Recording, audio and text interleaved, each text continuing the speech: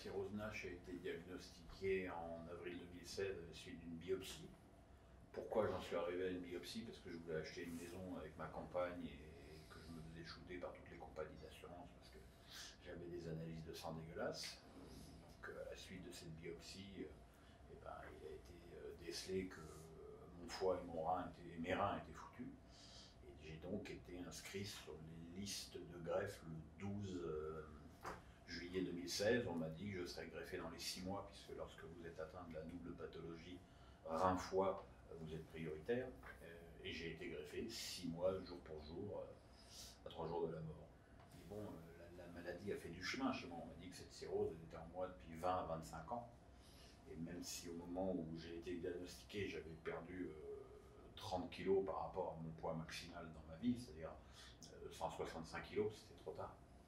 Même quand j'ai fait ma biopsie, j'avais aucun symptôme. J'avais eu une hémorragie intestinale un an auparavant, mais voilà, ça n'avait pas affolé les médecins plus que ça.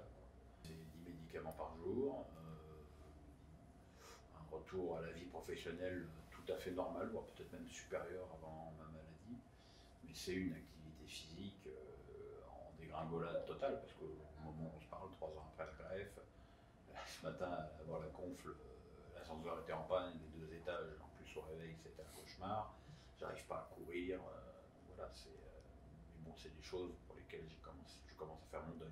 Le choc, déjà, c'est qu'on appelle ça la maladie du soda, qui je pense un héritage des États-Unis, où effectivement beaucoup de gens sont atteints de cette maladie par la surconsommation de soda. Et moi, par exemple, le soda, j'aime pas ça. Donc, c'est certainement pas à cause du soda que j'ai eu une cirrhose. Moi, ce qui me gêne le plus dans cette maladie, c'est que les gens savent qu'elle existe en France parce que je l'ai eue. C'est pas très modeste de dire ça, mais je suis le symbole de la NASH en France. Et là où ça me ramène à plus de modestie, c'est que visiblement, ça ne suffit pas. Ça ne suffit pas que Pierre Ménès ait eu une cirrhose NASH. C'est pas suffisamment fédérateur, c'est pas suffisamment mobilisateur. Les chiffres annoncés, 30% de la population française atteint un foie gras dans les 15 ans.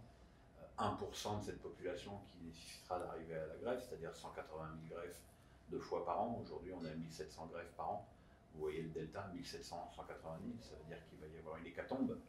Et c'est pour ça que j'étais très content de participer à cette conférence aujourd'hui avec des investisseurs, avec des gens qu'il faut motiver pour, évidemment pour faire du business, hein, c'est pas sale, mais aussi pour trouver des solutions, pour dépister cette maladie. Et je pense que ce que j'ai bien compris, c'est qu'une fois qu'on aura trouvé les moyens de dépister cette maladie, ce sera beaucoup plus facile de trouver des traitements en amont. Évidemment, quand on arrivera dans mon état, il n'y aura plus rien à faire sur le plan médical si ce n'est une greffe. Et si on pouvait revenir à des proportions normales de greffés par an, ce serait formidable.